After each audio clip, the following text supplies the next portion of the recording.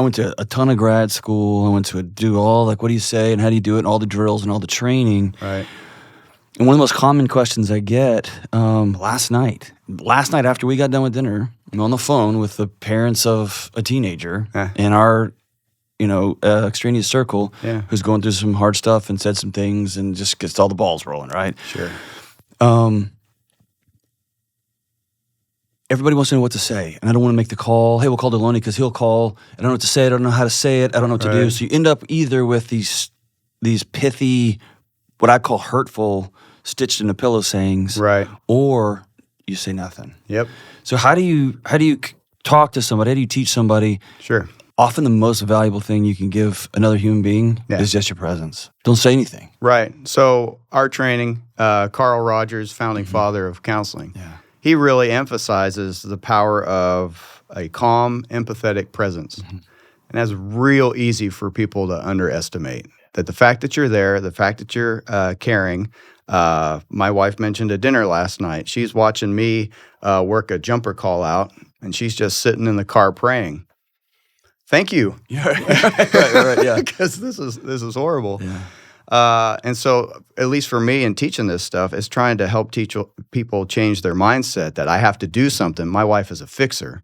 Someone's crying, I hand them a tissue. Gotcha. When I was an intern, the supervision, and we all throw rocks at the tapes of us doing our job. One of my first tapes, I got a tech student whose boyfriend cheated on her. She's in there crying. First thing I do is grab the tissue and try to make her feel better. My supervisor stops it and goes, Andy, what are you doing? And I pulled the answer out of my ear because I'm just an intern. I was like, trying to help a girl who's crying. And he's like, what did you communicate to her when you handed her a tissue? And I was like, ooh. Yeah. I communicated, suck it up, stop crying because it makes me uncomfortable. He's like, yeah, exactly. Yeah. Is it helpful for a grieving person to get it out? Yeah. Yes. Can you be a safe environment for that person to do so? Can you not get in the way of her tears? Roger, okay. Yeah. So it's helping people kind of check themselves and let it play out. It's really hard to let something go when you don't know where it's headed. Yeah. And it's easy to assume this is going to get worse instead of better. So it's been helpful to me to remember, all right, it was probably circular as opposed to, oh, it's going to get so much worse, and I can't even handle this. What if it get, so. Well, and Kelly and I have talked about it. Kelly is went through about a breast cancer, and obviously she's still here. But we talked about how often people have illnesses like cancer or they lose somebody. They find themselves in a caretaker role because everyone in their world can't handle. Right. Like you'll see somebody at church and they'll just come up and start sobbing, or at the grocery store and they're like, "Oh, now I got to make sure you're okay." I'm here for you, right? And so it's been my experience. The greatest gift is, can I show up to someplace and be still? Right. And I'm a talker. I talk. It's okay. I'm in this situation. The best thing I can do, the greatest gift I can give is.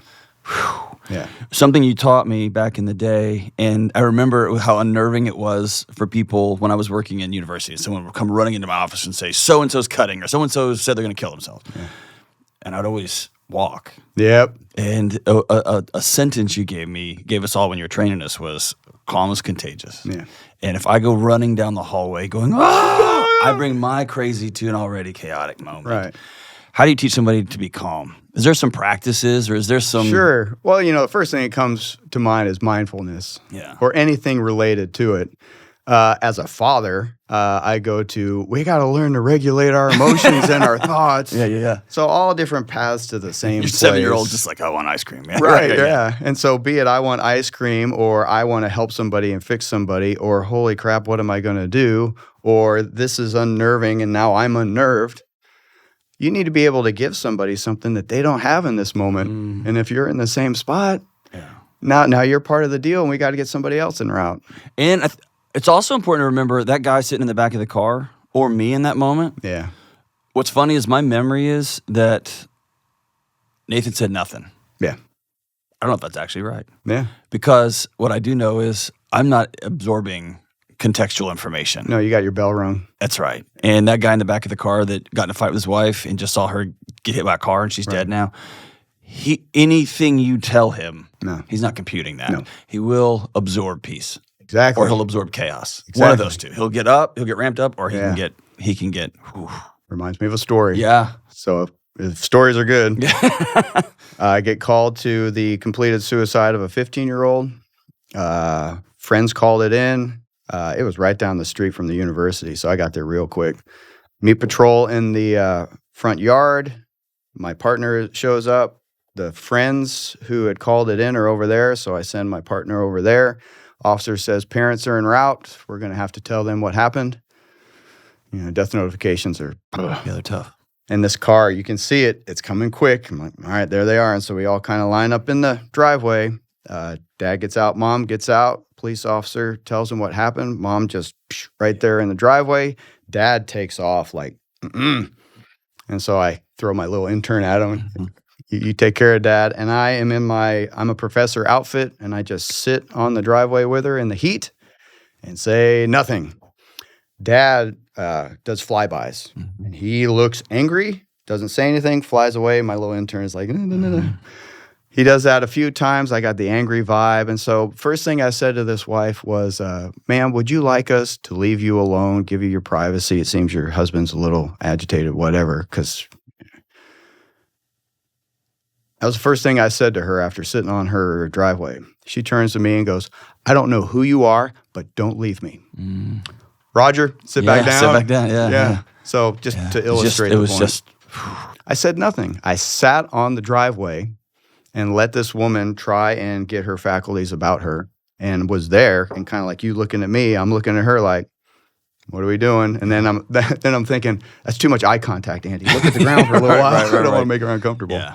Well, and I think it's also important for folks to know, we had a situation here where I was walking to the bathroom, and Dave was on the radio, and he is a savant when it comes to there's something behind the something. So he's talking to somebody who's asking a question about selling our house. Yeah.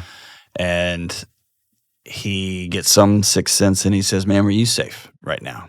And she goes, no. And he said, are you in danger right now? And she's like, yeah. But she's wise enough to not change anything. Oh, my goodness. And I just happened to be walking to the bathroom. Yeah. And Kelly's sitting there on the phones, and she pulls her headset off. And she goes, this one, right? So they go to commercial break. Right. And dude, you're a negotiator at this point. We're on. Yeah, it's on. And it is, this guy's got my baby, and they're about to back out, and he's going to kill me. And so Kelly and her team are trying to find police, and where is he? And they did an amazing job. The police did an amazing job. Yeah. But there was it worked out well. Yep. And as well as like in those moments, I found out who the person she ever slept with was. And she just starts talking, and you're kind of laughing, and I need you to get out of the car. Right. But it worked out well. She ended up okay. The police got the bad guy. Dave paid for her to get a lot of care. It was amazing. Brilliant. And there was also a lot of trial and error going on in that, right? Sure. So I've been in those situations a lot, and I think it's good to know that if you show up and your friend's not well, and you're trying to sit in their presence, right, and you're like, I don't know if I look down, look up, or okay. Right. Those of us who do that all the time, do that too. Yeah. Right. It makes me think of my biggest mistake. Yeah. Call. Completed suicide of a high school student. I show up on the driveway. Lieutenant says, family sitting in the living room. Son hung himself in his bedroom. Go. 3 a.m. I walk in. Dad's on the couch. Mom's in a lazy boy. Brother's over here. Don't say a word. Just sit down. Silent. Mom turns to me. My paraphrase, I didn't see it coming. He seemed a little sad, maybe a little depressed, but it didn't really match up with this. My training is the best thing you can do, the least harm you can do is just to paraphrase it back to him. Yep. So I went there, just said it back to her. Dad loses it, climbs my tree. Uh-huh. What kind of doctor are you? La, la, la. I'm like, how does he even know I'm a doctor? Right. So he's like, right. Then he sits back down. It's quiet. I apologize, sir. I didn't, sorry. Oh, I don't know what kind of doctor you are. And even the mom and the son are like, Dad, he's just trying to help. Well, I don't know what kind of doctor you are. I get F-bombed. Yeah. Loved it. Yeah. He chills out again. I'm like, I don't think I'm going to be a lot of help here. Yeah. It's like, sir, would you like me to leave? Yeah, I'd like you to leave and get out of the, Roger. Yeah. I leave. I'm going to my car. Selfishly, I'm like, it's 3 a.m. I got to work in the morning. I get to sleep some. And then I stop. I'm like, Emmy's going to show up, body bag, gurney, all that stuff. There might still be something for me to do. I stand on the porch like some Peckerwood. Yeah. One of the cops comes out. He's this guy. He folds his hands. He looks at me and goes, "So what'd you do wrong?" Yeah. "Thanks, Sully. I really appreciate that, buddy. You tell me. I don't know how I set this off." He's like, "I don't know either." And he goes back inside. Lieutenant comes out. He's like, "What happened?" I'm like, "Bro, if you can find out, I would love that." And he's like, "All right, well, let me figure it out." Friend shows up. ME shows up. He's like, "Andy, what are you doing out here?" Because we've stood over a few dead bodies together. I'm like, "I just got kicked out." And she's like, my job's going to be real hard if you're getting kicked out. Lieutenant comes back out. He's like, "I figured it out." I'm like, "Okay, cool. What's the deal?" It's like, "Well, I introduced you to this family as Dr. So-and-so or whatever. Friend just told me that the husband probably threw your doc out because he's upset about there being an affair with a doctor in the history here." So it has nothing to do with me. So another piece of this is you show up and do your best, but it could go wrong. There's so much else there that you don't know about, and you can inadvertently touch it. It's not your fault, and then you get all the consequences of it. And I've had to learn to be okay with, I'm bearing the consequences of all the people in your life who did you wrong. And it's not my fault, but we get to work through that together too. So it's multi-layers and disorienting. Yeah, two of the time I spent with you guys, you and your team, the two major lessons that I walked away with was there can't be any ego in helping other people. Right.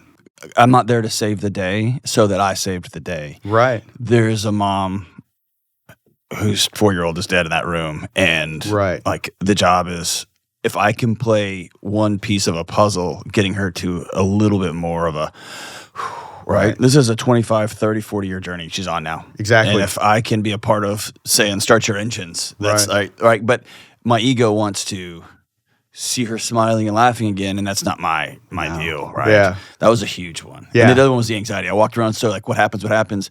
And you sit with enough moms, you're like, oh, this is what happens. This is the worst case. And so now I can go live my life. Like, it was a strange freedom. Exactly. Right? It was a strange freedom. I do my job. I know my part. I know what's not my part. Check my ego. Yeah.